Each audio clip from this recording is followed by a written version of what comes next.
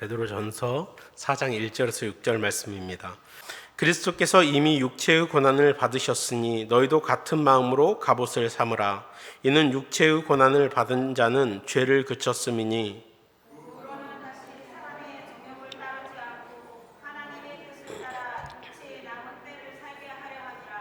너희가 음란과 종욕과 술취함과 방탕과 향락과 무법반 우상 숭배를 하여 이방인의 뜻을 따라 행한 것은 지나간 때로 족하도다.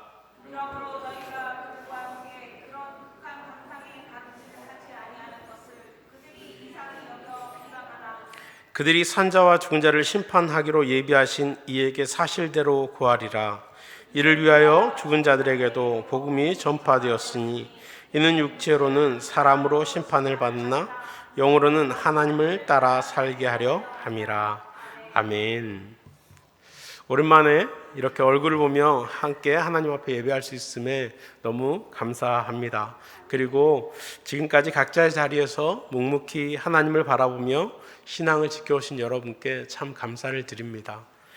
신앙생활이 함께 있을 때는 내가 막 노력하지 않고 내가 막 열심히 하지 않아도 그냥 다른 분들의 기도, 찬양, 또 간증을 들으면서 나도 모르게 신앙이 성장하고 또 하나님을 신뢰하게 되고 하나님께 더 가까이 가게 되어집니다. 기도하는 것도 또 말씀을 보는 것도 더 열심을 내게 됩니다. 내가 하지 않아도 다른 사람이 그렇게 하고 있으면 내가 왠지 그렇게 되어지지 않는 것 같고 나도 열심히 해야 될 것 같은 그런 격려가 됩니다. 그러나 혼자가 되면 한없이 보잘것없고 한없이 약해져서 흔들리고 있는 나를 발견하게 되죠. 그래서 내가 예수님을 잘 믿고 있나? 나 믿는 거 맞나? 이런 생각을 하게 되어집니다. 이 베드로전서를 읽고 있는 이 수신자들이 지금 그런 상황이죠. 다 함께 모여서 찬양하고 기도하고 음식을 나누고 그렇게 기뻐하고 말씀을 듣고 그랬는데 어느 순간 다 흩어졌습니다. 나그네 같고 또 흔들리고 불안정합니다. 두렵습니다. 모든 것을 다 잃어버리고 다 빼앗겨버린 것 같습니다. 그런 이들에게 베드로 사도는 어떻게 그리스도인들이 이 땅을 살아가면서 흔들리지 않고 정말 믿음으로 설 수 있는지 우리에게 오늘 말씀을 통해서 들려주고 있습니다. 오늘 본문 1절을 같이 한번 보면요. 한번 1절을 같이 읽어보겠습니다. 함께 읽습니다. 시작. 그리스도께서 이미 육체의 고난을 받으셨으니 너희도 같은 마음으로 갑옷을 여기까지만 읽겠습니다. 어떻게 흔들리지 않을 수 있는가? 그 첫 번째는 그리스도의 마음으로 갑옷을 삼으라는 것입니다. 갑옷은 전쟁터에 나갈 때 입는 옷이지요. 그리고 보호해주는 장비입니다. 우리가 살아가는 세상은 영적 전쟁터입니다. 사도 바울 사도도 디모데전서에서 여러 번 선한 싸움이라는 표현을 통해서 이 땅 가운데 우리가 살아가면서 싸워야 할 그 싸움이 있다라는 것을 우리에게 들려주고 있습니다. 이 싸움은 혈과 육에 대한 싸움이 아닙니다. 치고받고 피나는 그런 전쟁, 그런 싸움이 아닙니다. 그러나 피 흘리기까지 싸워야 하는 그런 싸움인 것은 맞습니다. 1절에 보면 그리스도께서 이미 육체의 고난을 받으셨으니 이렇게 말씀하고 있습니다. 예수님께서 십자가에 달려 죽으신 사건을 말씀해 주고 있습니다. 예수님께서 십자가에 달려 죽으신 이유는 우리의 죄를 대신 지기 위함입니다. 우리의 죄의 값을 치르기 위해서 죄 없으신 예수님께서 십자가에 달려 죽으셨습니다. 의를 위하여, 바름을 위해서, 하나님의 뜻을 위하여 예수님은 십자가에 달려 죽으신 것입니다. 이사야서 53장 7절에 보면 예수님의 모습을 우리에게 들려주고 있습니다. 그가 곤욕을 당하여 괴로울 때에도 그의 입을 열지 아니하였음이며 마치 도수장으로 끌려가는 어린 양과 털 깎은 자 앞에서 잠잠한 양같이 그의 입을 열지 아니하였도다. 그는 곤욕과 신문을 당하고 끌려갔으나 그 세대 중에 누가 생각하기를 그가 살아있는 자들의 땅에서 끊어짐은 마땅히 형벌받을 내 백성의 허물 때문이라 하였으리요. 그는 강포를 행하지 아니하고 그의 입에 거짓이 없었으나 그의 무덤이 악인들과 함께 있었으며 그가 죽은 후에 부자와 함께 있었도다. 예수님은 죄가 없음에도 불구하고 조롱과 핍박과 그런 것에 아랑곳하지 않습니다. 묵묵히 십자가를 향해서 걸어가십니다. 우리의 죄를 사하기 위함이시고 또 아버지 하나님의 뜻을 이루기 위함이었습니다.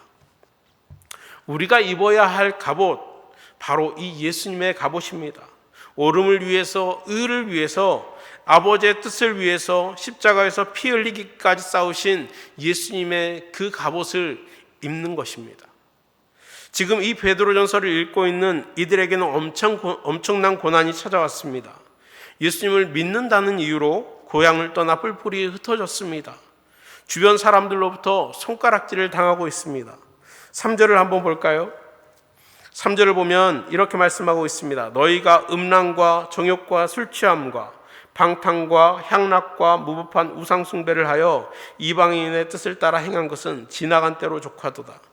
지나간 때를 보여준 단어들을 보면 음란, 정욕, 술취함, 방탕, 향락, 무법한 우상숭배입니다. 음란과 정욕은 성적 타락입니다. 절제되지 않는 성적 욕망들을 배출하고 그것으로 인해서 타락하는 것입니다. 술 취함은 술에 만취되어 있는 상태고요. 방탕은 술에 취해서 거리를 막 정신없이 쏘다니는 그런 모습을 표현해주고 있습니다. 향락은 술잔치라는 연애라는 그런 의미를 가지고 있습니다. 이전 삶이 어땠다는 것을 보여주냐면 성적으로 문란하고 술에 취해 살고 우상 숭배한 가운데 있었다라는 것을 보여주는 대표적인 모습입니다. 그런데 예수님을 믿음으로 변한 겁니다. 예수님을 믿었더니 이제 바뀌었다라는 것입니다. 이전의 삶에서 이제 새로운 삶을 살아가겠노라고 하는 그런 새 사람이 된 것입니다. 예수님을 믿음으로 새 것이 된 것이죠. 그럼 어떻게 해줘야 돼요? 박수 쳐주면서 그래 예수님을 믿으면 저렇게 변하는구나 하면서 칭송하고 인정해 줄 것 같습니다. 그런데 우리가 살아보니까 그렇던가요? 그렇지 않죠. 4절을 한번 다 함께 읽어보겠습니다. 4절 함께 읽습니다. 시작. 그러므로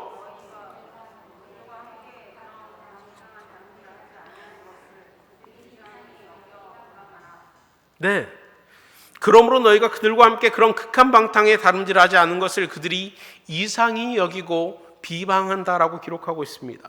비방하는 이유가 뭐냐면 이제 그들과 달라졌다는 것입니다. 예전의 방탕에서 벗어나서 이제 그들과 거리두기를 하는 겁니다. 그들과 어울리지 않고 그 과거의 모습을 벗어내는 것입니다. 우리가 신앙생활을 하면서 가장 어려운 게 뭐냐면 이전의 삶입니다. 이전의 나의 모습입니다. 이전에 술을 진탕 마시던 사람이 술을 마시지 않겠다고 마음먹으면 그날 저녁에 누구에게 전화 와요? 술 친구한테 전화 와요. 술 친구한테 전화 와가지고 나 오늘부터 나 예수님 믿어서 술 안 마셔. 그러면 그 친구가 뭐라고 그래요? 제가 그렇게 말은 안 하지만 뭐 해가지고 그렇게 놈으로 끝나는 그런 말을 합니다. 처음에는 그러냐? 그래 그러면 나오지 마라 이렇게 이야기하지만 나중에는 뭐라고 그러냐면 나중에는 욕합니다. 그리고 사람이 변했다느니 네가 그럴 줄 몰랐다느니 그리고 나중에는 뭐라고 그래요? 교회 다니면서 사람 배렸네 배렸어 이렇게 얘기해요. 실제로 제 주변에서 그런 얘기를 하시는 분들이 있습니다. 술에 대한 내용으로 말씀드렸지만 성적인 것도 마찬가지입니다. 음담패설을 입에 달고 살던 사람, 또 성적인 문란을 달고 살던 사람, 그런 사람들이 회심하고 돌이켰을 때 그 주변에 있던 친구들이 자주 이제 그런 분을 만나서 그런 얘기를 하면 나 이제 그런 얘기 안 하기로 했어. 그렇게 하면 그 친구들이 뭐라고 그래요? 성인구자 나셨고 그러면서 조롱합니다. 우상 숭배의 일도 마찬가지입니다. 우리나라는 제사에 대한 문화가 너무나도 강하죠. 제사를 왜 드리는지 생각도 안 해보고 제사를 해야 된다라고 무조건 강요합니다. 그리고 제사 때마다 절을 하지 않는 문제로 다투고 호적을 파내만해하는 사람들이 얼마나 많은지 모릅니다. 아마 여기 계신 분들도 그런 일을 어쩌면 겪어봤을 수 있겠습니다. 우리가 세상을 살아가면서 그런 수많은 문제들을 겪고 있습니다. 우리가 예전에 그렇게 살았기 때문에, 예전에 그 삶을 살았기 때문에 지금 우리가 뭘 하냐면 발목 잡히는 것이죠. 우리의 싸움입니다. 세상은 끊임없이 우리를 과거의 죄로 올가매어서 의의 삶, 바름의 삶, 하나님의 뜻을 살아내는 그 삶을 살아나가지 못하도록 붙잡습니다. 믿음의 도전을 멈추게 합니다. 손가락질하고 핍박하고 조롱합니다. 그래서 불안하고 초조하고 두려워하며 흔들립니다. 이럴 때 우리는 예수님의 마음으로 갑옷을 입어야 하는 줄 믿습니다. 바름을 위해서, 하나님의 뜻을 위하여서, 십자가를 위해서 향해서 묵묵히 걸어가신 그 예수님처럼 나도 하나님의 뜻을 위해서, 의를 위해서 바름을 향해서 걸어가겠노라. 내가 그 바름을 위해서 육체적인 고난을 감당하겠노라. 내가 조롱을 감당하겠노라. 내가 누구의 핍박을 감당하겠노라. 이렇게 예수님의 갑옷을 입어야 하는 줄 믿습니다. 그럴 때 우리는 이 세상 가운데 흔들리지 않고 하나님의 뜻 가운데 바름으로, 의로 나아갈 수 있는 줄 믿습니다. 두 번째는요, 이 세상을 살아가며 흔들리지 않을 수 있는 법은 멀리 보며 살아가는 것입니다. 기차 여행을 하거나 차를 타고 가다 보면 차창 밖을 바라보게 됩니다. 그런데 바로 앞을 보면 어떻게 지나가요? 휙휙 지나가요. 눈이 어지럽죠. 그럼 뭐 어떻게 돼요? 나중에 멀미 납니다. 그런데 멀리를 바라보면 어때요? 막 휙휙 지나가나요? 휙휙 지나가지 않죠. 멀리 있는 풍광들이 들어오고 산이 보이고 전체의 그림을 볼 수 있습니다. 멀미도 하지 않죠. 우리가 신앙생활을 하면서 우리에게 필요한 것이 무엇인가? 바로 멀리 바라볼 수 있는 영적인 시선입니다. 신약의 서신서들의 큰 특징을 꼽자면 바로 오실 예수님을 바라보고 있다는 것입니다. 당장 이 땅에서 지금 이 순간의 삶이 아니라 다시 오실 예수님을 기다리면서 우리 예수님께서 다시 오시지 그 예수님을 바라보고 있다는 것입니다. 5절을 한번 보겠습니다. 5절을 보면요, 그들이 산자와 죽은 자를 심판하기로 예비하신 이에게 사실대로 구하리라, 이렇게 말씀하시죠. 지금 조롱당하고 핍박당하고 있는 상황에서 이들은 예수님을 바라보고 있습니다. 예수님께서 오셔서 의를 위하여 핍박받는 이들을 신원해 주시리라, 그들을 변호해 주시고 그들에게 상을 주시겠다 말씀하시는 것입니다. 우리가 신앙생활을 하다 보면요, 하소연할 데가 없습니다. 예전에 예수님 믿지 않고 살 때는 술 친구들 만나가지고 술 한잔 하면서 욕을 막 했어요. 이제 그 친구들이 나랑 놀아주나요? 안 놀아줘요. 부르지도 않아요. 술자리에 있는 이렇게 친구들 모인 거 알아요. 모인 거 아는데 그 친구들이 나를 왕따 시켜요. 안 부른다고요. 오히려 그 친구들이 나를 조롱하죠. 그러다 보니 하소연할 데가 없습니다. 외롭습니다. 그래서 우리는 흔들립니다. 나 혼자인 것 같고 외롭습니다. 내가 바르게 가고 있나? 아무도 알아주지 않는데. 특히 지금 코로나로 인해서 교제가 사라진 시기는 더 그렇습니다. 교회에 같이 있을 때는요, 이 집사님도 내 얘기를 들어줬고, 이 집사님도 나처럼 살아요. 저 권사님을 보니까 나처럼 살아요. 저 장로님을 보니까 믿음으로 그렇게 살아요. 그러면 내 삶이 어떻다라는 걸 알아요. 나도 바르게 가고 있구나, 그렇게 생각할 수 있어요. 그런데 지금은 교제가 다 끊겼죠. 서로 만나서 교제하기 어려워요. 장로님들이 어떻게 사는지, 권사님들이 어떻게 사는지, 안수집사님들이 어떻게 사는지 몰라요. 그러면 누구만 그렇게 살고 있는 것 같아요? 나만. 그래서 참 바보 같고, 참 내가 왜 이렇게 가고 있지, 이렇게 살고 있지, 그런 생각을 하게 될 때가 있더라는 것입니다. 그러나 여러분, 걱정 마십시오. 잘 가고 계시는 것입니다. 여러분 힘내십시오. 지금까지 훌륭하게 그 길을 걸어오신 겁니다. 누가 있기 때문에요? 심판주이신 예수님께서 다시 오실 것이기 때문입니다. 우리가 이 땅만 살다가 이 땅에서 모든 게 끝나는 것이 아니라 우리가 이 땅에서 우리가 살 때 만약에 예수님께서 안 오시면 우리가 언제 예수님을 봐요? 우리가 죽어서 잠들어 있다가 잠깐 깨면 우리 예수님께서 우리를 고생했다. 내가 너의 삶을 알고 있다. 이렇게 말씀해 주실 것이라는 겁니다. 그렇기 때문에 여러분 우리의 삶은 늘 의심스럽지만 여러분 스스로 격려하십시오. 예수님께서 성령님께서 하나님께서 여러분의 삶을 잘 살고 있다. 아들아, 잘 살고 있다 딸아. 이렇게 늘 격려하시는 것이죠.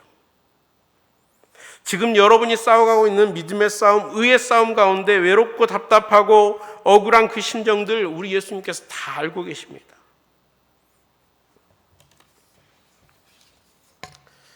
그러나 혹시 우리 가운데 여전히 예수님을 믿기로 작정하고도 이전의 습관들을 버리지 못하고 음란과 정욕과 술 취함과 방탕과 향락과 무법한 우상숭배를 여전히 우리의 삶 가운데 가지고 있다면, 여전히 우리의 삶 가운데 그 과거의 습성들을 못 버리고 계시다면 오늘 잘라내겠노라고 결단하는 은혜가 있기를 축복합니다. 그것을 잘라내지 못했을 때 우리 주님이 오신다고 생각하면요, 그것은 무서운 심판입니다. 우리에게는요, 더 이상 그것에 끌려갈 그런 의지가 있는 것, 그런 힘이 있는 것이 아니라요, 우리는 이제 하나님의 백성 되었기 때문에, 성령님께서 함께 하셨기 때문에 옳음을 따르고 의를 따르고 그 의의 길을 걸어갈 힘을 하나님께서 우리에게 주셨다는 것입니다. 그 능력을 오늘도 성령님께서 끊임없이 응원하시면서 야, 그 길 가야지. 야, 그 길 가야지. 너가 왜 자꾸 과거의 습성, 과거의 그 죄의 길을 따라가려고 하니? 그렇게 탄식하신다는 겁니다. 우리가 잘라내버리겠다고 했을 때 고난이 있고 핍박이 있고 조롱이 있을 수 있습니다. 성경을 보면 그것이 마땅하다라고 그렇게 말씀하고 있습니다. 그러나 그것은 과정입니다. 그 과정을 지나면 오히려 죄를 그치고 정욕을 따르지 않고 하나님의 뜻을 따라 남은 여생의 시간을 보내게 된다라고 성경에서 우리에게 들려주고 있습니다. 두려워하지 마십시오. 초조하고 불안해하지 마십시오. 우리는 만물을 지으신 하나님께서 택하신 사람입니다. 하나님께서 택하셔서 이 자리에 불러주셨습니다. 예수님께서 핏값으로 산 교회이고 예수님의 생명을 지닌 그런 사람들입니다. 예수님을 믿기로 작정하셨다면 전능하신 하나님, 전능하신 성령님께서 우리 안에 내주하시면서 우리를 응원하시고 그 길을 걸어가게 하실 것입니다. 오늘 다시 결단하셔서 나는 예수님의 마음으로 갑옷을 입겠노라. 의를 위하여, 옳음을 위하여, 하나님의 뜻을 위하여 마땅히 육체의 고난을 감당하겠노라. 이런 결단이 있기를 축복합니다.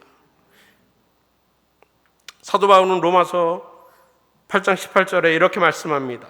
생각하건대 장차의 고난은, 현재의 고난은 장차 우리에게 나타날 영광과 비교할 수 없도다.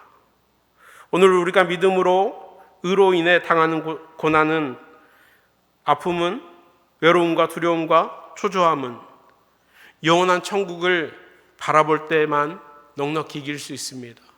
흔들리지 않고 믿음의 길을 걸어갈 수 있습니다. 늘 찬송하며 마라나타 주 예수여 어서 오시옵소서 하였던 초대교회 그 신자들처럼 그날을 꿈꾸고 소망하며 흔들리는 세상 속에서 굳건한 믿음으로 서는 은혜가 우리 가운데 있기를 축복합니다.